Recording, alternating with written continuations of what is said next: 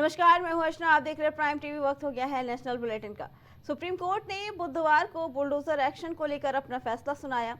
अदालत ने कहा कि घर सबका सपना होता है, ये बरसों का संघर्ष है और सम्मान की निशानी है।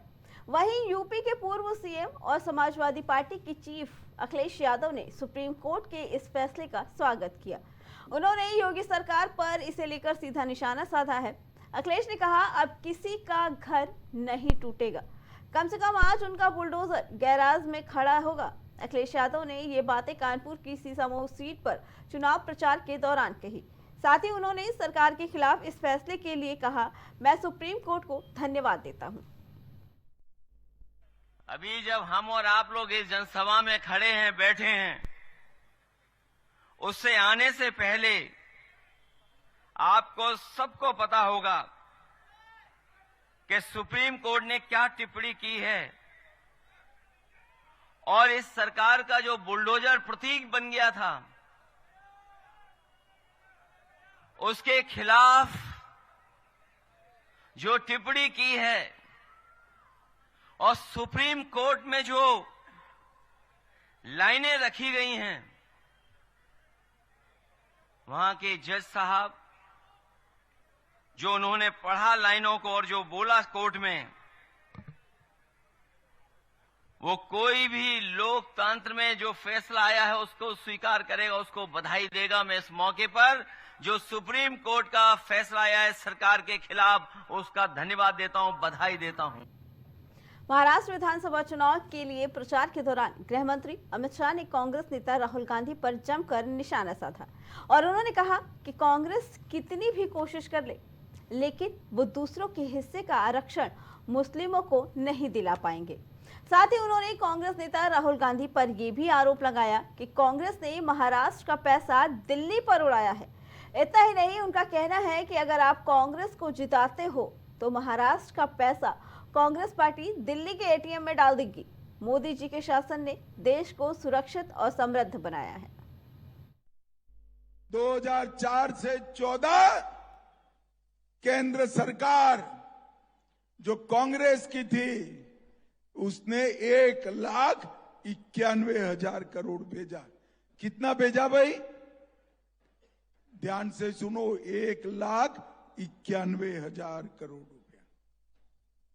और मोदी जी ने 1,91,000 करोड़ के सामने 10,15,890 करोड़ रुपया नरेंद्र मोदी जी ने भेजा। अगर अगाड़ी आई तो यहां का पैसा कांग्रेस पार्टी चलाने के लिए ले जाएगी और महायुति आई तो दिल्ली का खजाने का पैसा शिवराया के महाराष्ट्र के विकास के लिए आएगा। महाराष्ट्र के डिप्टी सीएम और एनसीपी प्रमुख अजित पवार ने एक बार फिर यूपी के सीएम योगी आदित्यनाथ के बटेंगे तो कटेंगे वाले नारे पर प्रतिक्रिया दी है।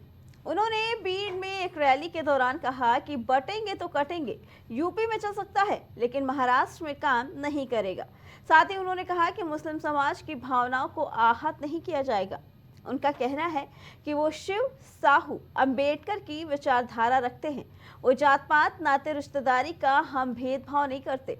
साथ ही इस पर रामकिशोर त्रिवेदी, जो कि राजनीतिक विशेषज्ञ हैं, उनका भी कहना है कि योगी आदित्यनाथ के बटेंगे तो कटेंगे वाले नारे के बाद से महाराष्ट्र में हिंदू मुस्लिम अब देखने को मिल रहा है। वो गलत है। वो मुझे क्या बटेगा कटेगा यही वर्ड यूज करने का महाराष्ट्र में तो कोई अर्थ है ही नहीं, ऐसा मेरा खुद का कहना है। सर यहाँ पे तो बोला जा रहा है। हाँ, मैंने कहा ना, पोस्टर लगे हैं मुंबई। मैंने बताया ना कि मुझे वो ठीक अपने महाराष्ट्र के लोग अलग, उनकी सोच अलग है। शायद यूपी के, बिहार की, मध्य प्रदेश की, वहां के लोगों की सोच अलग हो सकती है, वो उनका अधिकार है।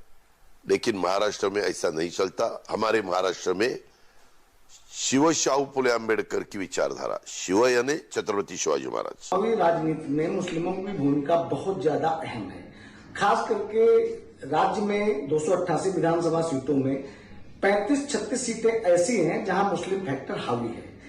जहां तक मुंबई की बात है, वहां पे मुंबई के अंदर 5 से 10 सीटें ऐसी हैं जो पूरा मुस्लिम डोमिनेटिंग एरिया है और ये सीटें हमेशा कांग्रेस की झोली में आती रही हैं।